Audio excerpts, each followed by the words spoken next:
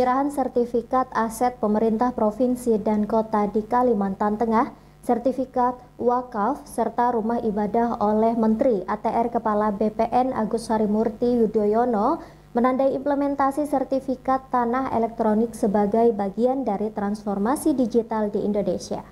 Menteri Agraria dan Tata Ruang Kepala Badan Pertanahan Nasional ATR BPN Agus Harimurti Yudhoyono atau AHY menyerahkan sejumlah sertifikat hak atas tanah kepada pemerintah Provinsi Kalimantan Tengah dan pemerintah Kota Palangkaraya. Acara ini berlangsung beberapa waktu lalu di Aula Jayang Tingang kantor Gubernur Provinsi Kalimantan Tengah. Penyerahan sertifikat ini tidak hanya menjadi tugas rutin Kementerian ATR BPN di seluruh Indonesia, tetapi juga bagian dari semangat reforma agraria.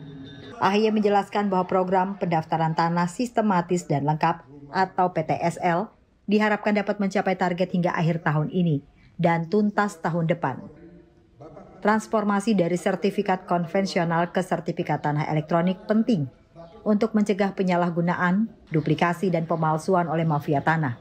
Sertifikat yang sah dari negara diharapkan dapat memperkecil ruang terjadinya sengketa dan konflik, baik antara warga maupun antar masyarakat dengan badan hukum, termasuk perusahaan dan pemerintah. Selain itu, sertifikat tanah yang sah dapat digunakan untuk mendapatkan pinjaman modal usaha, sehingga menggulirkan ekonomi rakyat dan menambah pemasukan bagi negara.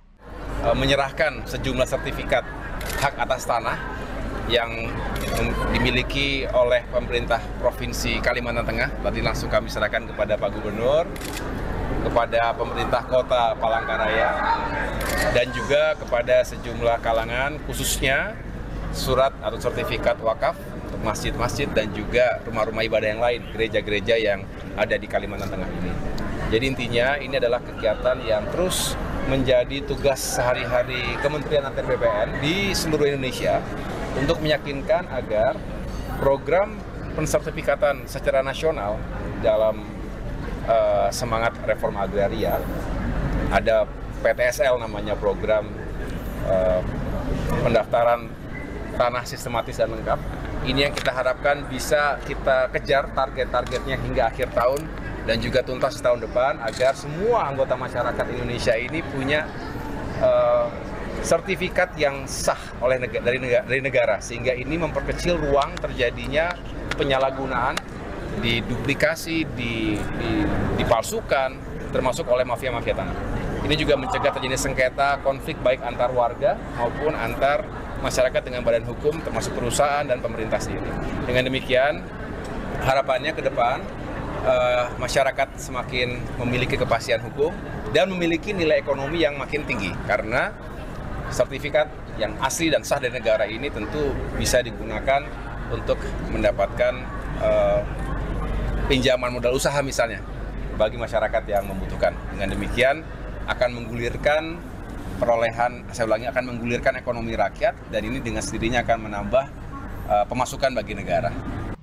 Kepala Kantor Wilayah BPN Provinsi Kalimantan Tengah melaporkan bahwa sebanyak 53 sertifikat tanah elektronik yang telah diterbitkan dan akan diperluas implementasinya ke beberapa kabupaten kota. Acara ini dihadiri oleh para pejabat pemerintah daerah, tokoh masyarakat, serta para pemangku kepentingan lainnya.